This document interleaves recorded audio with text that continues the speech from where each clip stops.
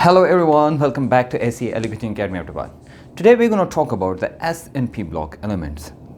Like in the PMC revised syllabus, everything has been changed. So we're going to talk about the new syllabus के मुताबिक बात करेंगे. What are the differences and what we're going to study in here in detail and what we have to exclude.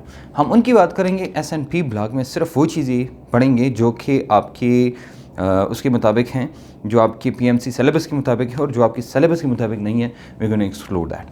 First of all, जो इसमें सबसे पहली बात ही है कि जब आप ये पढ़ते हैं तो आपको पता होना चाहिए एस एंड पी ब्लॉक. पता होना चाहिए कि भाई एस ब्लॉक किधर है, पी ब्लॉक किधर है एंड डी ब्लॉक किधर है और एफ ब्लॉक किधर है.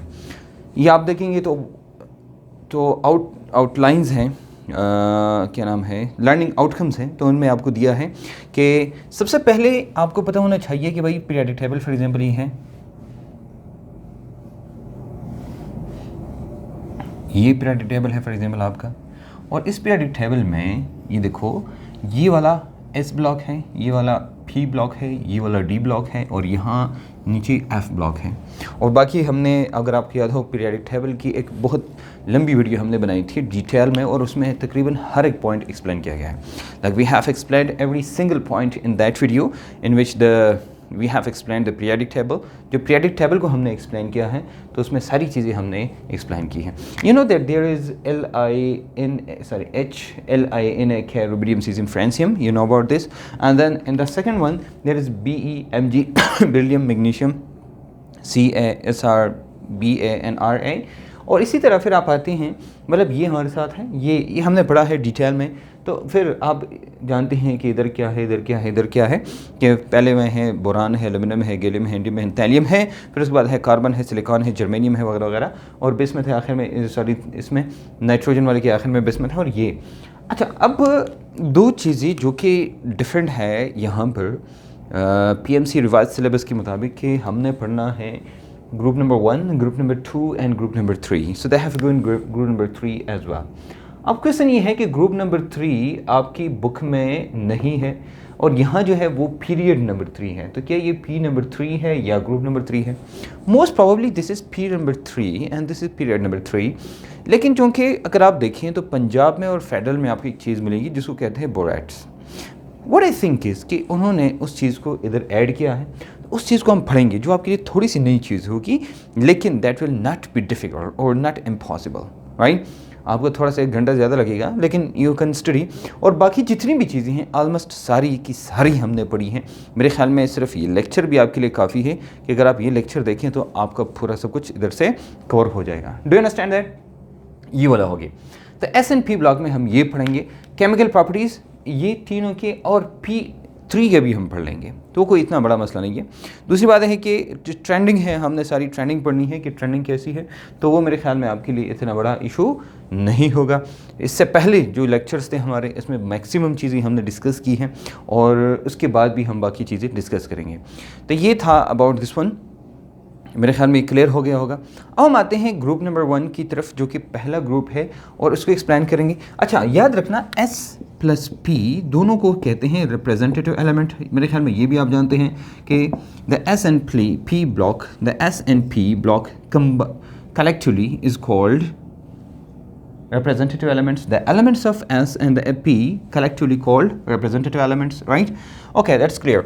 Now you know that there is a D block. There is a D block, and the D block we need only the scandium to zinc. ये हमें first series चाहिए और इसकी इलेक्ट्रॉनिक कन्फिग्रेशन चाहिए, जो कि हमारे नेक्स्ट चैप्टर का हिस्सा है और ये हमने ऑलरेडी पढ़ा है इलेक्ट्रॉनिक कन्फिग्रेशन. और ये हमने चैप्टर नंबर 3 में, अगर आपको याद है, at the end when we were talking about the periodic table, at that there we have studied the electronic configuration in detail. Do you understand that? Okay, हमने उधर पढ़ा है.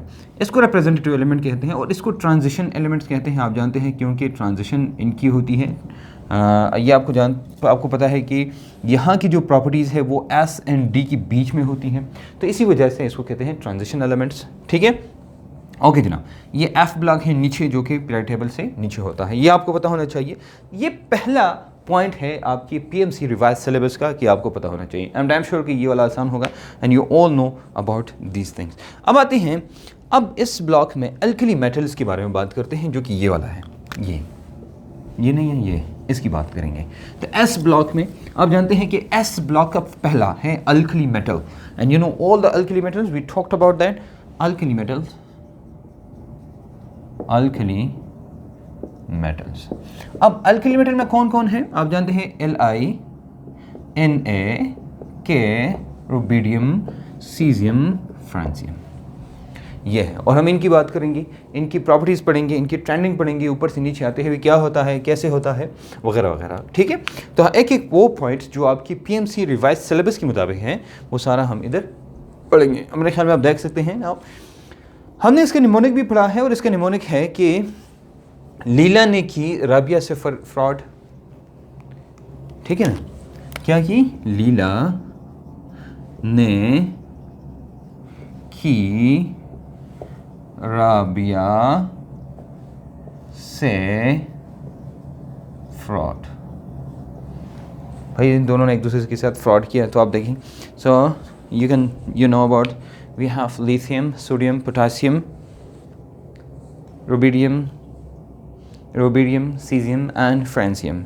So these are the elements, LiNa, rubidium, cesium and francium. You know about this, right? आपको इसका atomic number का भी पता होगा। इसका एटॉमिक नंबर देखो, ये है H के बाद LiNa, rubidium, caesium and francium.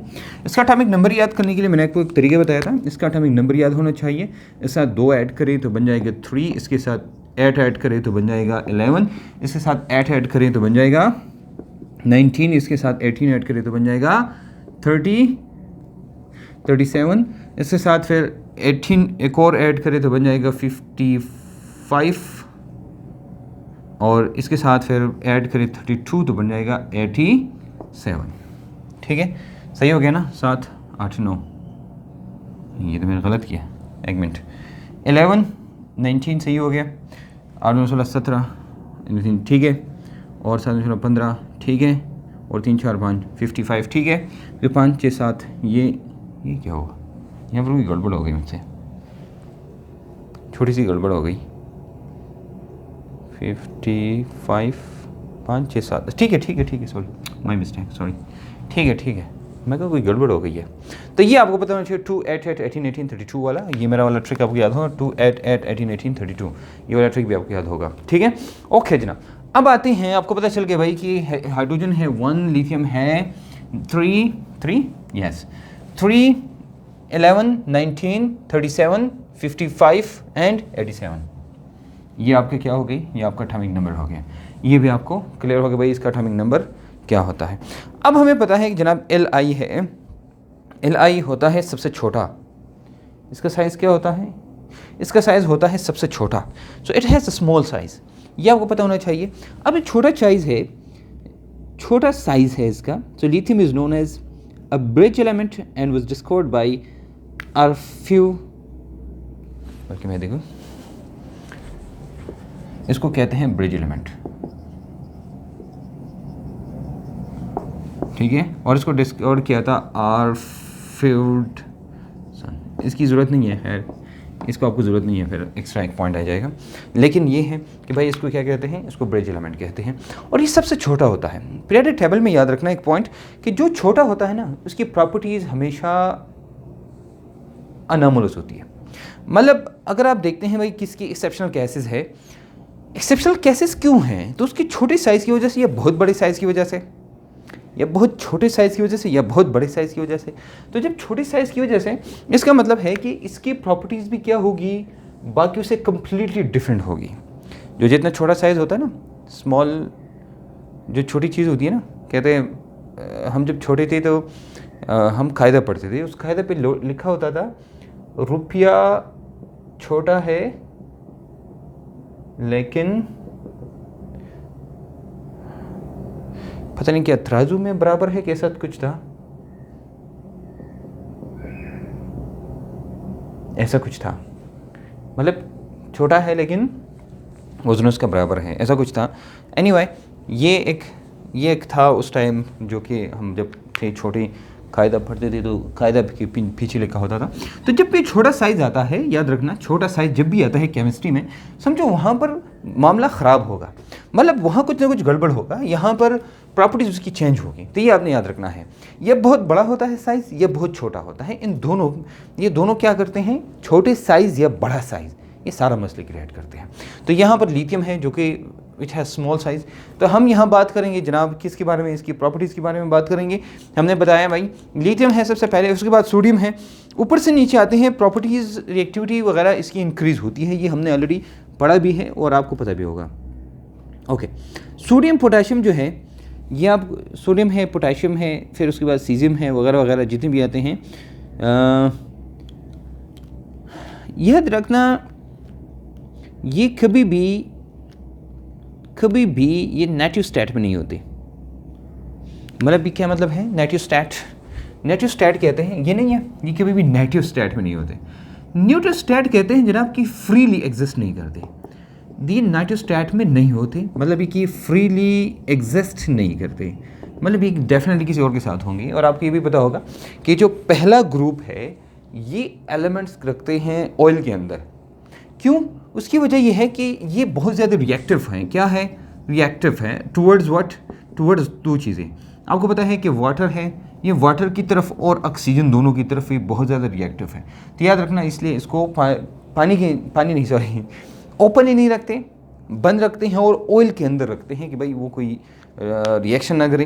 दूसरी बात है इसका रिएक्शन बड़ा एक्सप्लोजिव टाइप होता है, मतलब बड़ा अब्रप्ट होता है, तो वो एक्सप्लोजन टाइप क्रिएट करता है अगर नीचे वाले हैं। आपको तो ये तो होता नहीं है, लेकिन बाकी जो है इनको क्या करता है। सोडियम आपने देखा होगा, सोडियम हाइड्रोक्साइड आपने देखा होगा।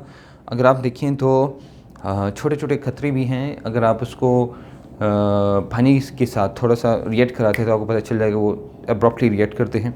फिर के की तरफ आते हैं, पोटाशियम की तरफ, तो वो रिएक्शन और भी तेज़ हो जाता है।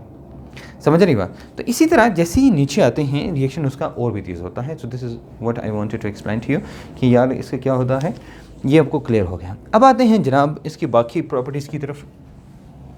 ओके, यहाँ तक क्लियर हो गया। ओके, इसमें मेरे ख्याल में ये चैप्टर हम इधर पढ़ेंगे तो आपको किताब देखने की ज़्यादा ज़रूरत नहीं पड़ेगी, बशर्त ये कि आप यहाँ फुल कंसंट्रेशन के साथ देखिए, फुल 100% कंसंट्रेशन के साथ। मैं अली सीरीज़ भी कहीं रखी थी कि मैं इसमें देखूं कि जो जो चीज़ें नहीं हैं तो वो फिर हम ऐड भी करें और आपको भी बताएं भाई कि वो क्या क्या चीज़ें हैं जो आपने ऐड करनी है। ओके, बल्कि मैं इधर से देखूं, अल्लाह अकबर। देखो SNP ब्लॉक में आप जाएंगे, ये बड़ी परफेक्ट किताब है। अगर इसका आप वो देखिए क्या नाम है, इसका कंटेंट देखें ना, तो मेरे ख्याल में इस वक्त किसी किताब में इतना कंटेंट या इस तरह का कंटेंट नहीं है। अच्छा, आप देखेंगे जनाब, तो नेहा मुझे अली सर के फ़ोन से कॉल आ रही। अच्छा, ये इसमें मुख्तलिफ निमोनिक्स लिखे हैं। फिर उसके बाद है, अच्छा ये पीरियड नंबर 3 डायरेक्ट शुरू हुआ है क्योंकि लास्ट टाइम हमने जो किया था उसमें पीरियड नंबर 3 था। तो यहाँ हम पीरियड नंबर 3 की बजाय फिर जाएंगे इसकी तरफ, ये S ब्लॉक की तरफ है पहला। तो यहाँ दी है, हाँ बिल्कुल है ना। The availability of these S block elements is due to, ये देखो इसमें बड़ा ज़बरदस्त पॉइंट दिया है और मेरे ख्याल में ये पॉइंट आपके लिए बहुत ज़्यादा मुफीद होगा।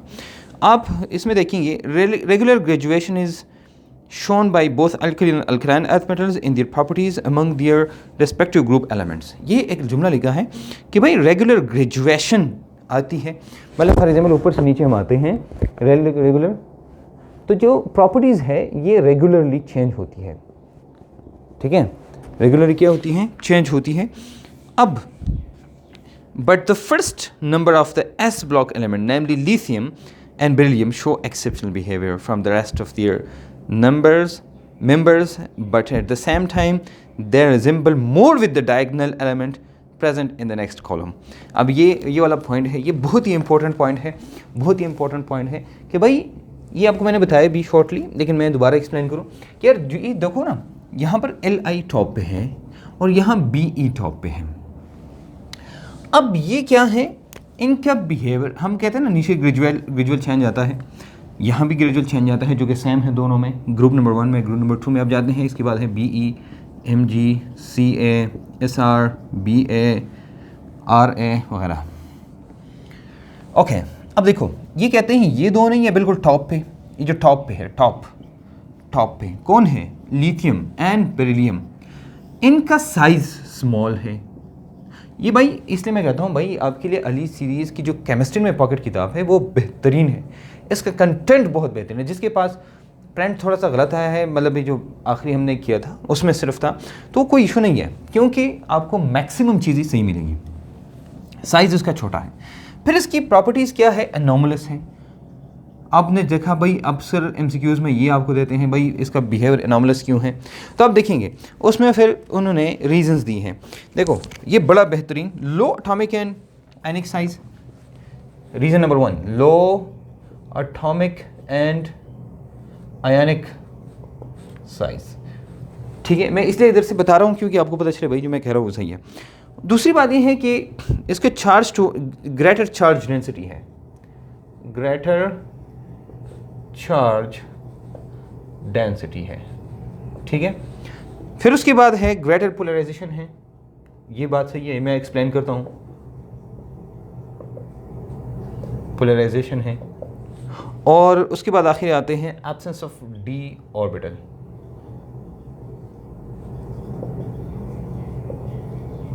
ये ओके, अब मैं एक्सप्लेन करता हूँ भाई ये क्या है। देखो अब हम आते हैं लो एटॉमिक साइज एंड, तो डेफिनेटली हम आते हैं ऊपर से नीचे। लिथियम का साइज़ इतना है, फिर उसके बाद साइज़ इतना हो जाता है, साइज़ क्या होता है, बड़ा होता है। इस तरह बीई है, बीई का साइज़ इससे कम होता है और जो बाकी हैं इसका साइज़ थोड़ा सा इससे बड़ा हो जाता है। अब देखिए इसको कहते हैं हम क्या, एटॉमिक वॉल्यूम या एटॉमिक साइज़। साइज़ या वॉल्यूम इसका क्या होता है, इंक्रीज़ होता है जब हम ऊपर से नीचे आते हैं। देखिए ये है LiNAK रुबिडियम, यहाँ पर देखिए BeMgCa वगैरह वगैरह जो भी हैं ये आते हैं। फिर उसके बाद आते हैं ग्रेटर चार्ज डेंसिटी। अब देखो चार्ज डेंसिटी किसे कहते हैं कि मतलब आप वॉल्यूम भी लें इसका यानी साइज़ भी लें और इसका चार्ज भी लें। तो हम जानते हैं भाई कि यहाँ अगर एटॉमिक नंबर 3 है तो यहाँ पर 11 है, यहाँ हम आते हैं तो 19 है, यहाँ हम आते हैं तो 37 है। अब इतना डिफरेंस आता है चार्ज में, मतलब वॉल्यूम बड़ा होता है लेकिन उसके साथ उसका चार्ज भी ज़्यादा होता है। तो इसलिए हम कहते हैं भाई कि charge greater charge density, charge density क्या होती है, इंक्रीज होती है। Okay, in charge density. Okay, polarisation की बात करते हैं भाई। देखो यहाँ इसका साइज देखिए, इसको मैं देखता हूँ ना, एक मिनट मैं नीचे आता हूँ, इसका साइज बड़ा हो गया, यहाँ पर प्रोटॉन भी ज़्यादा हो गई, लेकिन ये साइज़ इतना बड़ा हो जाता है, याद रखना ये साइज़ नीचे की बात करना चाहे, दोनों नीचे कोई भी, इसका साइज़ इतना बड़ा हो जाता है कि जो न्यूक्लियस है, न्यूक्लियस का बाहर तक होल्ड कम हो जाता है। समझ रही बात? फॉर एग्जांपल एक प्रोटॉन है यहाँ तक कर सकता है, 2 यहाँ तक, 3 यहाँ, 4 5 5 6 7 8 9 10 यहाँ तक, लेकिन अब साइज़ उससे भी ज़्यादा हो गया। तो जो अंदर वाली प्रोटॉन है, अंदर वाली प्रोटॉन